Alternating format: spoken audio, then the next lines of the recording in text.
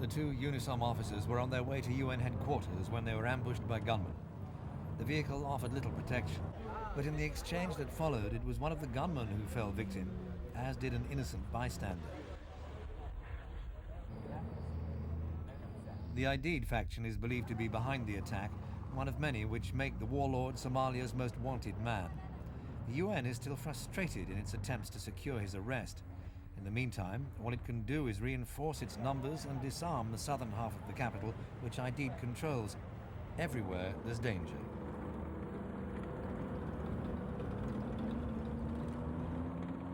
It's thought the mine which caused this accident, killing one man, was intended for American troops who often patrol the area.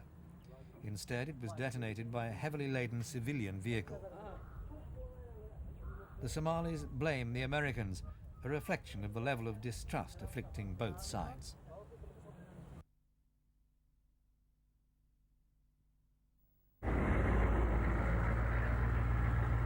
It's a painful lesson American forces have endured before. Overwhelming firepower and command of the skies are no guarantee of victory, especially when you can't see the enemy. Fugitive warlord General Mohammed Aideed still eludes capture, and most attacks are blamed on him. Here, a mine detonated by remote control wounded 4 American soldiers. Predictably, the response to General Aideed's attacks on the peacekeepers has been to fight fire with fire. By next month, the UN boss Boutros Ghali hopes to have 28,000 multinational troops in Somalia. They'll be sustaining an increasingly complex mission to feed a starving nation and tame its renegades. In the wake of the latest attack, the peacekeepers swept the area for suspects. In a similar ambush 2 weeks ago, 4 American soldiers were killed. And in the current climate, the hopeful days of George Bush's Operation Restore Hope seem very far away, and the peacekeepers increasingly left to stand alone.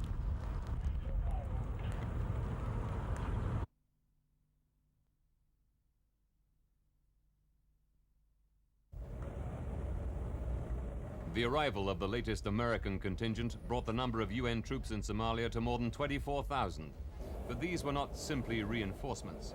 Although the UN refused to confirm it, they were thought to be members of the United States elite special forces. If so, they may have arrived in Mogadishu with one very specific mission: to try to capture the renegade warlord, General Aideed. Aideed has eluded the UN operation to arrest him since 24 Pakistani peacekeepers were killed in early June. Forces loyal to Aideed are thought to have carried out the killings. Since then, the Somali warlord has continued to mount attacks on international peacekeepers, using his stronghold of southern Mogadishu as an operational base.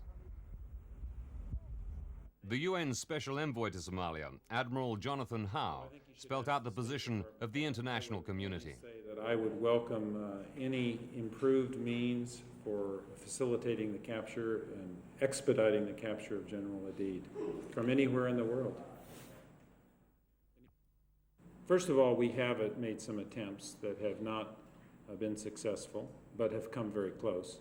Secondly, always a consideration in our minds is the danger to Somali civilians, to innocent people, as well as any danger there might be to those conducting the arrest procedure.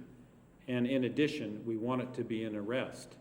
And so there are only certain circumstances that make arrest feasible. Hospital, for example, that yielded mortars, machine guns.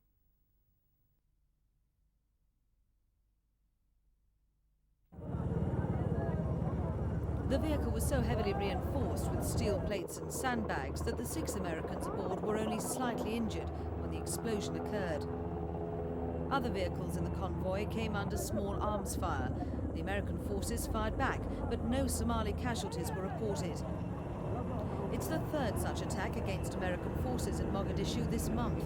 Predictably, authorities blame fugitive warlord General Mohammed Aideed, who's still believed to be in hiding in the capital.